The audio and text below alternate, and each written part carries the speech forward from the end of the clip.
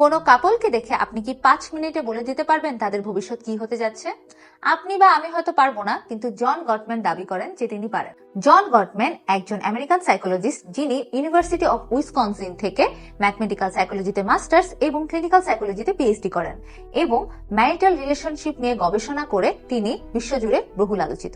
1987 সালে তিনি এবং তার ওয়াইফ ইউএস এর সিয়াটল শহরে একটি ভিন্ন ধরনের গবেষণাগার তৈরি করেন, যে গবেষণাগারের নাম ছিল ম্যারিজ ল্যাব। এবং এখানে 200টি দম্পতির মধ্যে 85টি দম্পতিকে সিলেক্ট করা হয় এবং তাদেরকে আমন্ত্রণ জানানো হয় একটা এক্সপেরিমেন্ট করার জন্য।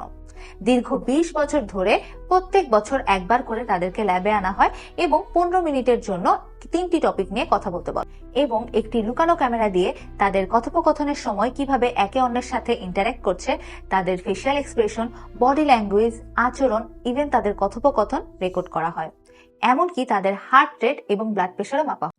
তথ্য বিশ্লেষণ করে তারা দেখতে পান যেসব কাপলের মধ্যে শুরুর দিকে দ্বন্দ্ব ছিল, ঝগড়া হতো এবং যারা সম্পর্ক নিয়ে অসন্তুষ্টি ছিল, 3 বছর পরে তাদের মধ্যে সম্পর্কটাকে টিকিয়ে রাখার বেশি আগ্রহ দেখা যায়।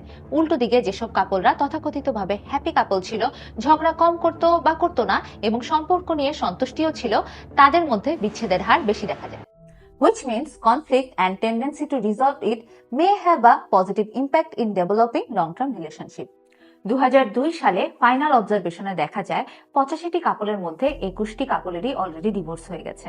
এই গবেষণা থেকে গটম্যান একটি নির্দিষ্ট প্যাটার্ন খুঁজে পান, যে প্যাটার্নটি ব্যবহার করে 91% অ্যাকুরেসির সাথে তিনি বলে দিতে পারেন যে কোন কাপলের ভবিষ্যতে ডিভোর্স হওয়ার সম্ভাবনা আছে। এছাড়াও গটম্যান বিচ্ছেদ বা ব্রেকআপের 4টি ফ্যাক্টর খুঁজে পান, যেগুলো সম্পর্ককে ধীরে ধীরে ভিতর থেকে নষ্ট করে দেন।